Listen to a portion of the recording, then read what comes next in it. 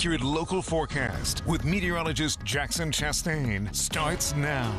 What a beautiful start to the day, isn't it? This is Millersburg right now here in the mountains, and mostly clear skies across much of the area. A few high clouds here and there, but overall relatively quiet start to the day, certainly with the pattern that we've seen. It's been cool. We're sitting in the low 50s off to the west, and many of us right now are still in the mid to upper 50s, maybe in the low 60s in a few places. Regardless of where that mark is going to land, it's going to be relatively dry. It's going to be cool. It feels like fall outside, which is really strange with the upper level pattern we have, which is a big ridge of high pressure that has basically set itself up over much of the United States, the Midwest, the East Coast, the South, and what we're watching for here is a big warming trend coming up, but that's not until tomorrow on your Sunday. The real reason that we're seeing such comfort is, I mean, check this out. I mean, this is an incredible picture right here.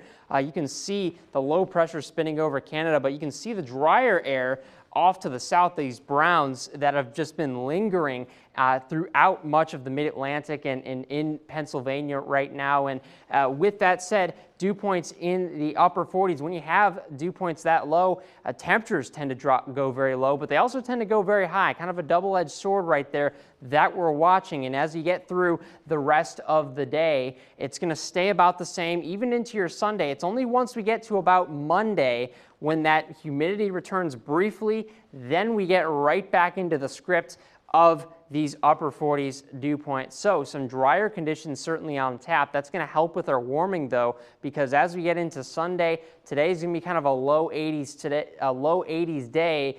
Tomorrow, 90s, Monday, 90s. Then we drop back down into the low 80s heading into next week, and that's because of a cold front that we're going to be seeing moving on through, and that will provide some much needed relief. But the pattern overall that we're seeing for the month of August, I think, is a very interesting one, because it's certainly below average. It's comfortable. It's something that you really don't anticipate all too often, but that's how we've been really for the past few weeks. But we get to the low 80s.